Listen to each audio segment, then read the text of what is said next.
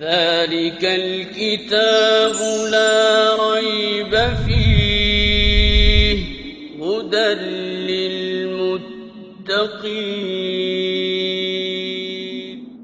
الحمد للہ رب العالمین والعاقبۃ للمتقین والصلاۃ والسلام علی رسولہ الکریم اما بعد اعوذ باللہ من الشیطان الرجیم بسم اللہ الرحمن الرحیم هو الذی ارسل رسولہ بالہدی ودین الحق لیظہرہ علی الدین کلہ وکفی باللہ شہیدا فصلی اللہ علیہ وسلم تسلیما کثیرا کثیرا. ہاں جی، سنتھسس یا جنریشن آف پاکستان پر ہم گفتگو کر رہے تھے، اور تحریک پاکستان میں ہم کہاں تک پہنچ گئے تھے بلا کہ پاکستان کی تاریخ میں اور اس کو ایک منفرد ملک کے طور پر وجود میں لانے میں جن لوگوں نے کردار ادا کیا، ان میں حضرت مجد الفسانی رحمۃ اللہ علیہ سب سے پہلے آدمی ہیں کہ جنہوں نے یہاں پر جو ایک بہت بڑا طوفان آنے والا تھا اس کا راستہ روکا اور یہاں پر اسلام کے نام کو زندہ رکھنے کے لیے بھرپور کردار ادا کیا، اور وہ بھی شاید تاریخ میں ایک منفرد شخصیت ہے جو اللہ تعالیٰ نے ہندوستان کو عطا کی. ان کا نام تو احمد تھا اور سرہند کے وہ رہنے والے تھے. دہلی سے دیوبند کی طرف جو راستہ جاتا ہے اسی پر سرہند بھی واقع ہے، لیکن انہیں مجدد الفسانی کیوں کہا جاتا ہے کہ وہ اسلامک کیلنڈر کے اعتبار سے 11ویں صدی میں تشریف لائے، اور الف کے معنی ہزار عربی زبان میں، اور الف ثانی دوسرے 1000ویں سال کے مجدد. یہ مجددین کون ہیں اس کے بارے میں بھی شاید آپ کے لیے مفید رہے اس کا تذکرہ. اصل میں یہ رسول اللہ صلی اللہ علیہ وسلم کا ایک فرمان ہے کہ اللہ تعالیٰ اس دین کو زندہ رکھنے کے جو اللہ تعالیٰ کا پلان ہے اس میں ایک خاص شک یہ ہے کہ اللہ تعالیٰ ہر صدی کے سرے پر جو ہے وہ مجددین کھڑے کرے گا، جو دین کے اندر جو بگاڑ پیدا ہو رہا ہوگا اس کی اصلاح کریں گے، اور جو کہیں دینی تعلیمات پر دھول آ گئی ہوگی اس کو صاف کریں گے. تو تجدید کہتے ہیں رینیول، ایگزیکٹ ترجمہ جدید کہتے ہیں نا نئے کو، تو تجدید رینیو کرنا، ریوائول یا رینیول. تو یہ ڈاکٹر سر احمد صاحب رحمہ اللہ کا تجزیہ یہ تھا کہ پہلے 1000 سال کے جو اکثر مجددین ہیں، بلکہ سارے کے سارے مجددین جو ہیں وہ عرب ہیں، لیکن دوسرے 1000ویں سال کے مجددین وہ سب کے سب جو ہیں وہ انڈین ہیں، ہندوستان میں پیدا ہوئے ہیں. تو سب سے بڑی شخصیت جو ہیں ان میں حضرت مجد الفسانی رحمۃ اللہ علیہ، شیخ احمد سرہندی رحمۃ اللہ علیہ کی ہے، اور علامہ اقبال نے ان کو جو خراج تحسین پیش کیا ہے میں آپ کو بار بار سنا چکا ہوں. میں خود بھی لطف لینا چاہتا ہوں دوبارہ وہ شعر پڑھ کے، اور آپ کو بھی چاہتا ہوں کہ آپ اس سے معذور ہوں کہ حاضر ہوا میں شیخ مجدد کی لحد پر، وہ خاک کے ہے زیر فلک مطلع انوار، گردن نہ جھکی جس کی جہانگیر کے آگے، جس کے نفس گرم سے ہے گرمی احرار. یہ دو لفظ ہیں، ایک ہے نفس، نفس مینز انڈیویجول، ایک ہے نفس، نفس کے معنی سانس. تو یہ نفس ہے، نفس نہیں ہے. جس کے نفس گرم سے ہے گرمی احرار، کہ ان کے سانس کی جو حرارت تھی اس نے ہندوستان کی تاریخ کے اندر جو حرارت پیدا کی ہے. جس کے نفس گرم سے ہے گرمی احرار، وہ ہند میں سرمایہ ملت کا نگہباں، اللہ نے بر وقت کیا جس کو خبردار. یعنی اکبر کی حماقت کی وجہ سے کہہ لیں، سادہ لوہی کی وجہ سے کہہ لیں، اپنی حکومت کے چسکے میں، اور یہ بادشاہوں کا ایک کامن سا معاملہ ہوتا ہے کہ ان کے نزدیک پرائرٹی جو ہے وہ اپنی حکومت ہو جاتی ہے. اور اس کے لیے they can go to any extent. اس چکر میں بہرحال اکبر، جہاں ضیاء الدین محمد اکبر نے یہ کیا، لیکن بہرحال اس نے جو کام کیا اس کے ذریعے سے ہندوستان سے اسلام کا جنازہ نکلنے والا تھا، لیکن حضرت مجدد رحمۃ اللہ علیہ کے ذریعے سے اس کی وہ کوشش ناکام ہو گئی بری طرح سے، اور یہاں اسلام زندہ رہا. پھر شاہ عبدالحق محدث دہلوی رحمۃ اللہ علیہ نے یہاں پر حدیث انٹروڈیوس کروائی، اور شاہ ولی اللہ رحمۃ اللہ علیہ ایک بہت عظیم شخصیت ہیں. ہمارے جو اکابرین ہیں ان میں یعنی مختلف جو ایریاز ہیں اسلام کے جن میں ان کی خدمات ہیں. ہمارے ہاں ایک گروہ جو ہے وہ محدثین کا گروہ ہے، ایک ہمارے ہاں فقہاء کا گروہ ہے. یعنی محدثین میں جو بڑے بڑے نام ہیں آپ کو یاد ہوں گے، ان میں سے بہت سارے: امام بخاری رحمۃ اللہ علیہ، امام مسلم رحمۃ اللہ علیہ، امام ترمذی، امام نسائی، ابو داؤد، ابن ماجہ، ٹھیک ہے جی. پھر اسی طرح امام مالک، امام احمد بن حنبل، یہ سب کے سب جو ہیں یہ محدثین ہیں. فقہاء میں 4 نام جو ہیں وہ اہل سنت کے، جن کے اوپر کنسنسس ہے کہ انہوں نے قرآن و سنت ہی سے مسائل اخذ کیے، اور ایک عام مسلمان ان میں سے کسی کو بھی اگر آنکھ سامنے رکھ کر اس کی پیروی کرے تو وہ قرآن و سنت ہی کی پیروی کر رہا ہوگا. یہ امت کے اندر کنسنسس رہا. یہ فقہاء کہلاتے ہیں. پھر ہمارے ہاں صوفیاء، ان کا کنٹریبیوشن پہلے بھی کئی دفعہ بیان کر چکا ہوں آپ کے سامنے کہ ان کا ٹریمنڈس کنٹریبیوشن ہے. تو حضرت مجدد رحمۃ اللہ علیہ جو ہے وہ طبقہ صوفیاء میں سے تھے، لیکن وہ صوفیاء کے بھی مجدد تھے. وہ تجدید یہ تھی کہ صوفیاء کے اندر وحدت الوجود کا فلسفہ جو ہے یہ بہت زیادہ پاپولر ہو گیا، اور وحدت الوجود کے اندر بھی، کیونکہ یہ بڑا مشکل فلسفہ ہے، تھوڑی سی اس میں بے احتیاطی ہو جائے تو انسان شرک میں ملوث ہو جاتا ہے. اصل جو وحدت الوجود ہے وہ تو یہ ہے کہ حقیقی وجود اس کائنات میں صرف ایک ہے. ایبسولوٹ وجود، حقیقی وجود صرف ایک ہے، باقی سب اعتباری وجود ہیں، ریلیٹو وجود ہیں. یعنی یہ بات آپ کو سمجھ میں آئے گی آئنسٹائن کے تھیوری آف ریلیٹیوٹی کے الفاظ سے کہ nothing is at absolute rest and nothing is in absolute motion, everything is in relative motion and at relative rest until and unless there is an absolute frame of reference. تو یہاں اب absolute اور relative کا فرق سمجھ میں آیا نا آپ کو. اسی کو آپ وجود پر لے جائیں کہ حقیقتاً جو چیز ایگزسٹ کرتی ہے in all the sense of existence وہ صرف اللہ کی ذات ہے. باقی سب کیا ہیں؟ ریلیٹو وجود ہیں، ایبسولوٹ وجود نہیں ہے. اللہ تعالیٰ نے اس کائنات کو وجود بخشا تو یہ وجود رکھتی ہے، اور جب اللہ تعالیٰ اس کو وائنڈ اپ کرنے کا فیصلہ کرے گا تو اس کا کوئی ریزیڈیو بھی باقی نہیں رہے گا. ٹھیک ہے نا. آپ عمارت کو گراتے ہیں تو کیا ہوتا ہے؟ اس کا ملبہ تو بڑا ہوتا ہے وہیں، لیکن ایک وقت تھا کہ اس کائنات میں کچھ نہیں تھا، تو اللہ تعالیٰ کے کلمہ کن سے some thing came into existence, اور پھر اس کے بعد چینجز آئیں ساری کہ جس کو ہم ایسٹرونومی اور جیولوجی اور بایولوجی میں اسٹڈی کرتے رہتے ہیں، چینجز آئیں. اسی طرح جب اللہ تعالیٰ فیصلہ کرے گا اس کائنات کو وائنڈ اپ کرنے کا تو صرف اس کا ایک حکم ہوگا، تو کوئی دھواں بھی باقی نہیں رہے گا اس کا. اس کا مطلب کیا ہے؟ کہ یہ ایک وجود ہے جسے اللہ تعالیٰ نے وجود بخشا ہے، اس کا حقیقی وجود کوئی نہیں. جبکہ جو law of conservation of mass کے مطابق matter can neither be created nor be destroyed, تو اس میں کیا ہے کہ اس کائنات کو حقیقی قرار دیا گیا ہے، میٹر کو ریئل قرار دیا گیا ہے اور ایٹرنل قرار دیا گیا ہے. جبکہ ہمارے ایمان کی روح سے ایٹرنل ذات صرف ایک جو ہمیشہ سے ہے اور ہمیشہ رہے گا. باقی کیا ہے؟ عارضی ہیں. They are when they are, قدیم نہیں ہے اور فار ایور نہیں ہے. تو یہ کیا ہے؟ اصل وجود صرف ایک ہے. اب صوفیاء نے اس فلسفے کو پروموٹ کیا، لیکن ہوا کیا کہ اکثر و بیشتر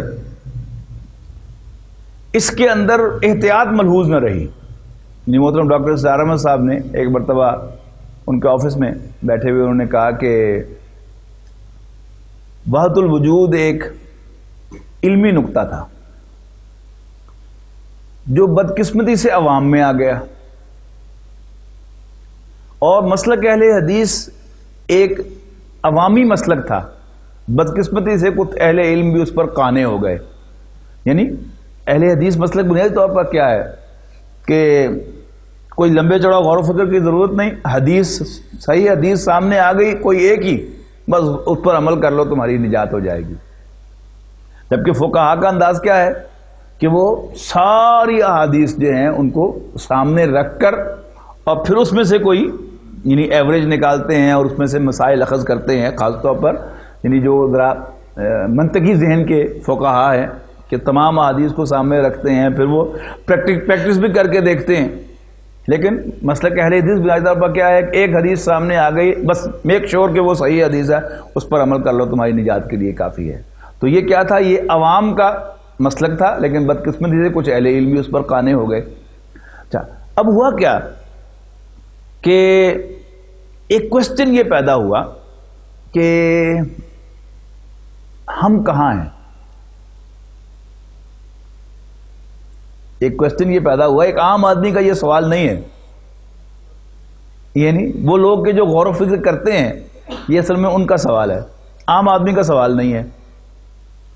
یعنی نبی اکرم صلی اللہ علیہ وسلم کے پاس ایک بوڑھی خاتون آئی اور اس نے پوچھا کہ میرا رب کہاں ہے؟ آپ نے فرمایا آسمان پر۔ بڑا سادہ سا جواب ہے، لیکن آج ہم جس ورلڈ میں رہ رہے ہیں اس میں زمین گول ہے اور زمین کے آل اراؤنڈ کیا ہے، آسمان ہے۔ تو اللہ آسمان پر ہے، پھر ہم کہاں ہیں؟ سمجھ آئی نا کوشچن؟ سمجھ گئے آپ؟ اب اس میں اگر تو آپ اتنی باریکی سے سمجھ سکتے ہیں کہ ہمارا کوئی وجود ہی نہیں ہے، ہمارا کوئی وجود ہی نہیں ہے، تو پھر ٹھیک ہے، اللہ تعالیٰ کے یعنی جیسے میں امیجن کرتا ہوں گھنٹہ گھر، تو میری ایک تخلیق ہے جس کا کوئی اوریجن نہیں ہے، میری 100% اپنی تخلیق ہے، اور ود ریفرنس ٹو می اس کی کوئی ایگزسٹنس نہیں ہے۔ یعنی گھنٹہ گھر کے اندر جب میں اس کو دیکھتا ہوں تو ود ریلیشن ٹو گھنٹہ گھر کچہری بازار بھی ہے، کارخانہ بازار بھی ہے، بہانہ بازار بھی ہے، اور ریل بازار بھی ہے، لیکن ود ریفرنس ٹو می کچھ بھی نہیں ہے۔ تو ود ریفرنس ٹو اللہ تعالیٰ اس کائنات کا کوئی وجود نہیں ہے۔ یہ تھی اصل وحدت الوجود کے جو کہ اللہ تعالیٰ واحد وجود ہے دنیا میں جو ایگزسٹ کرتا ہے۔ لیکن جب آپ اس کے یعنی فلسفیانہ نقطوں میں چلے گئے، اب سوال پیدا ہو گیا کہ اچھا ہمارے چاروں طرف کون ہے؟ اللہ تعالیٰ ہے، تو پھر ہم کہاں ہیں؟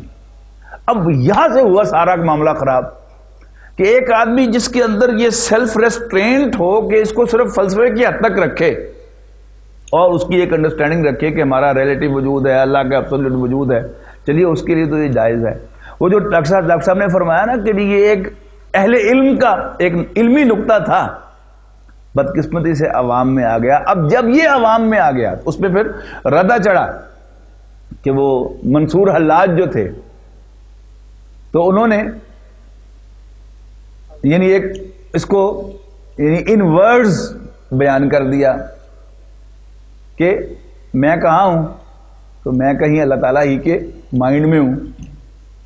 تو پھر اگلی بات کیا ہوئی میں کہنا نہیں چاہتا۔ اب اس سے جو ہے یہ کیا ہوا، پھر یہ صوفیہ کے اندر یہ عام جو ہے یہ چیز جو ہے وہ آ گئی کہ جس نے بھی ذرا ہائر لیول پر جا کے بات کی اس نے یہی بات کی، اور یہ منصور نے تو ذرا بالکل ننگے الفاظ میں کہہ دیا نا انا الحق، کہ میں ہی خدا ہوں۔ لیکن آپ کو یہ سارے صوفیہ کی شاعری کے اندر یہ باتیں مل جائیں گی۔ رانجھا رانجھا کر دی میں آپ پہ ہی رانجھا ہوئی۔ اب یہ بابا بلولہ شاہ کا شعر ہے، مطلب کیا ہے اس کا؟ یہ ایک بڑی خاص بات ہے کہ اردو شاعری میں اور ایک بڑا بنیادی فرق ہے پنجابی شاعری میں۔ جب فرق کہنا ہے تو آپ فرق کہنے کہ اردو شاعری میں اور پنجابی شاعری میں ایک بنیادی فرق ہے۔ اردو شاعری میں شاعر خود جو ہے وہ میل ہوتا ہے اور اس کا محبوب جو ہے وہ فیمیل ہوتا ہے۔ پنجابی شاعری میں شاعر خود جو ہے وہ فیمیل ہوتا ہے، اس کا محبوب جو ہے وہ میل ہوتا ہے، خاص طور پر جو صوفیہ کی شاعری ہے۔ اب اس نقطے کو سمجھیں گے تو پھر یہ سارا سمجھ میں آئے گا کہ وہ اصل میں صوفیہ جو ہے وہ اگر یہ یعنی عام جو اردو شاعری ہے اس میں میر تقی میر بات کر رہا ہے یا غالب بات کر رہا ہے، وہ اور ہوتا ہے، وہ خود میل ہوتا ہے اور وہ اس کا محبوب فیمیل ہوتا ہے، لہذا وہ اس کی جو تعریفیں کرتا ہے وہ ساری یعنی فیمیل ایکسپریشن کی تعریف ہی ہوتی ہے، اس کی منہ کی تعریف ہے، اس کے چہرے کی تعریف ہے، اس کی پلکوں کی تعریف ہے، وہ ساری وہ ہوتی ہے۔ جبکہ پنجابی شاعری میں، جس کی میں نے آپ کو ایک مثال دے دی ہے، تو اصل میں کیا کہنا چاہتے ہیں کہ میں نے اللہ تعالیٰ کو اتنا یاد کیا کہ میں خود ہی خدا بن گیا۔ اب یہ بات جو ہے ان کے اپنے ذہن کی پیداوار تھی، اس کو شعر میں کہنے کی ضرورت نہیں تھی۔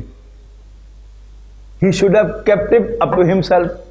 اب ان کی اپنی انٹلیکچوئل محفل ہو تو اس میں تو خیر چلو یہ بات جو ہے کسی درجے میں سب کو سمجھا کے کر دی جائے تو پھر ٹھیک ہے، جیسے میں کلاس روم میں آپ سے یہ بات کر رہا ہوں، لیکن پبلک میٹنگ میں تو میں یہ بات نہیں کروں گا، اور آپ سے بھی میں کہوں گا کہ اس کو یعنی آج ہی جا کر بیان کرنے کی آپ کو ضرورت نہیں ہے، اور ہرگز نہ کریں۔ یعنی اگر آپ پہلی دفعہ یہ بات سن رہے ہیں، بار بار سنیں، سمجھنے کی کوشش کریں، پھر کچھ پہلے خود سمجھیں اور پھر اسے کہیں کسی ایک خاص فورم سے نیچے بیان نہ کریں۔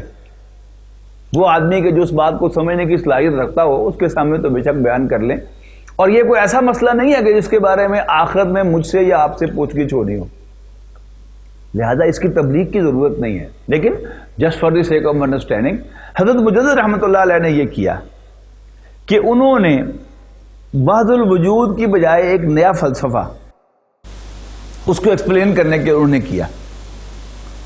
انہوں نے کہا کہ جی اصل میں وجود تو اللہ ہی کا وجود ہے، لیکن یہ جو وجود نظر آتا ہے اس کی مثال یوں سمجھے کہ جیسے آپ ایک شعلہ لیتے ہیں اور اس کو آپ تیزی سے گھماتے ہیں، تو آپ تیزی سے گھماتے ہیں تو آپ کو دائرہ نظر آتا ہے، لیکن وہ دائرہ شائرہ کوئی نہیں ہے، وہ ایک ہی شعلہ۔ تو اصل وجود تو اللہ تعالیٰ کا وجود ہے۔ تو یہ وجود جو ہے یہ کیا ہے؟ یہ صرف ایک مینیفیسٹیشن ہے جو اللہ تعالیٰ دکھا رہا ہے، اللہ تعالیٰ کے وجود کی مینیفیسٹیشن نہیں ہے۔ یہ نقطہ بہت اہم ہے۔ اگر آپ وجود کی مینیفیسٹیشن کہیں گے تو پھر شرک ہو جائے گا۔ یہ جو ہے یہ پینتھیزم کہلاتا ہے، ہماؤس، کہ سب کچھ خدا ہے، یہ ہندو فلسفہ ہے، ٹھیک ہے نا۔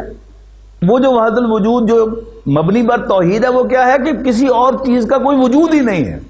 تو حضرت مجدد رحمۃ نے یہ مثال دے کر کہ اصل میں، اور ابن عربی نے بھی جو سب سے زیادہ بدنام ہے وحدت الوجود کی پروموشن میں، اس میں انہوں نے کہا یہی تھا کہ اب ابن عربی کا شعر ہے کلو ما فی الکون وہم او خیال۔ آسان سی عربی، آپ کو اتنی عربی آ گئی ہے۔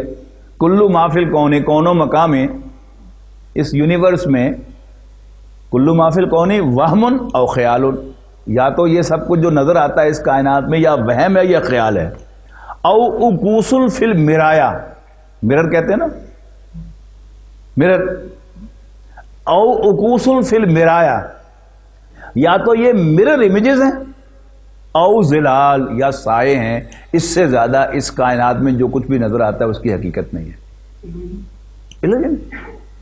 اچھا، اب یہ سارے مسائل جو ہے یہ انٹلیکچوئلز کی سوچ کے مسائل ہیں۔ ایک انٹلیکچوئل آدمی بائی نیچر وہ پابند ہوتا ہے کہ وہ ان مسائل پر لازماً غور کرے، لیکن ایک عام آدمی کو ان مسائل سے کوئی سروکار نہیں ہوتا۔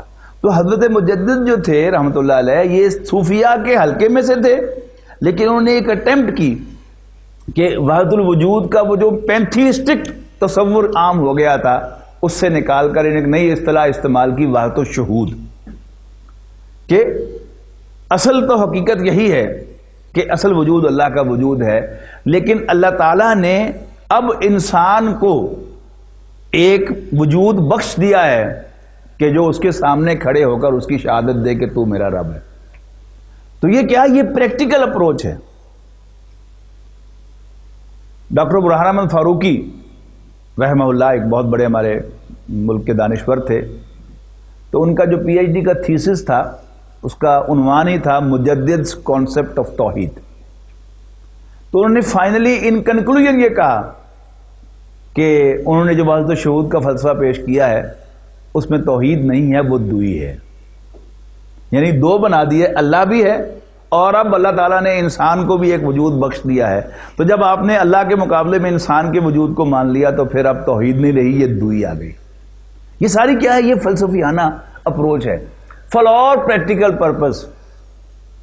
جو پریکٹیکل قرآن مجید جو پریکٹیکل اپروچ کہتا ہے وہ کیا ہے کہ اللہ تمہارا رب ہے، تم اس کے بندے ہو، اور بندے اور رب کا کوئی مقابلہ نہیں ہوتا. یہ کیا ہے؟ یہ پریکٹیکل اپروچ ہے جہاں سے ہم نے بات شروع کی تھی. ہمارا پہلا سبق جو تھا ہدایت کے بعد کیا تھا؟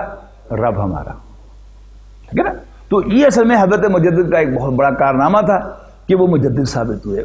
اس کے بعد پھر اگلے مجدد ہندوستان میں شاہ محدث عبدالحق محدث دہلوی تھے. انہوں نے کیا کیا؟ مشکات شریف کا اردو میں فارسی میں ترجمہ کیا اور یہاں پر حدیث کا علم انٹروڈیوس کروایا. اس سے پہلے صرف فقہ تھی. پھر حضرت شاہ ولی اللہ رحمۃ اللہ علیہ نے قرآن مجید کا فارسی میں ترجمہ کیا. اور شاہ صاحب کی شخصیت جو تھی وہ بہت جامع تھی. شاہ صاحب جو تھے وہ صوفی بھی تھے، شاہ صاحب محدث بھی تھے، شاہ صاحب مفسر بھی تھے، مترجم قرآن بھی تھے، اور ایک بہت بڑے فلسفی اور فقی بھی تھے. یعنی تمام حیثیتیں ان کی جو ہیں وہ بڑی منفرد ہیں. پھر ان کے پورے خاندان میں وہ علم جو ہے وہ آگے آیا. 4 بیٹے اللہ نے ان کو عطا کیے تھے. شاہ عبدالحق محدث دہلوی یہ ان کے سب سے بڑے بیٹے تھے. انہوں نے جو ان کی تصوف میں جو ان کی حیثیت تھی اس کو انہوں نے آگے بڑھایا اور علم حدیث پر کام کیا. ایک بیٹے ان کے شاہ عبد القادر تھے رحمۃ اللہ علیہ. انہوں نے قرآن مجید کا اردو میں با محاورہ ترجمہ کیا اور قرآن مجید کی عربی ٹیکسٹ سے قریب ترین اور اس پرانی اردو کے موسٹ اپروپریٹ جو ایکسپریشنز ہیں ان کے ساتھ شاہ عبد القادر صاحب کا ترجمہ ہے. اور جو بعد والے اردو تراجم ہیں وہ اصل میں انہی تراجم سے ماخوذ ہیں.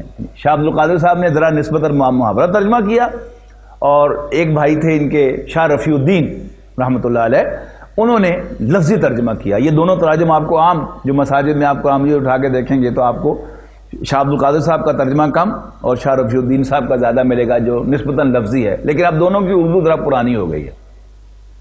شاہ عبد القادر صاحب کی جو میں نے تعریف کی کہ بڑے اپروپریٹ الفاظ اور عربی ٹیکسٹ سے قریب ترین، وہ کیا ہے کہ آپ مختلف جگہوں پر دیکھیں گے یہ ایک لفظ ایسا لے کے آتے ہیں کہ جو اس مفہوم کو پورا پورا ادا کر دیتا ہے. مثلا سورہ تحریم کی ایک آیت ہے کہ عسیٰ ربہ ان طلقکن ان یبدلہ ازواجا خیرا منکن مسلمات مومنات قانتات تائبات عابدات سائحات صیبات و ابکارا. یعنی ازواج مطہرات سے خطاب ہے کہ اگر میرا نبی تمہیں طلاق دے دے تو اللہ تعالیٰ ان کے لیے ریپلیس کر دے گا بیویاں تم سے بہتر. کن کن اعتبار سے بہتر؟ مسلماتن ایز مسلمز، مومناتن ایز بلیورز، قانتاتن فرما بردار، عابداتن عبادت گزار، سائحاتن روزے رکھنے والیاں، سیباتن و ابکارا. اب سیبہ جو ہے وہ ایک لفظ ہے عربی زبان میں جو باکرہ کے مقابلے میں آتا ہے. باکرہ کہتے ہیں ورجن کو، اور اس کے مقابلے میں لفظ آیا سیبات.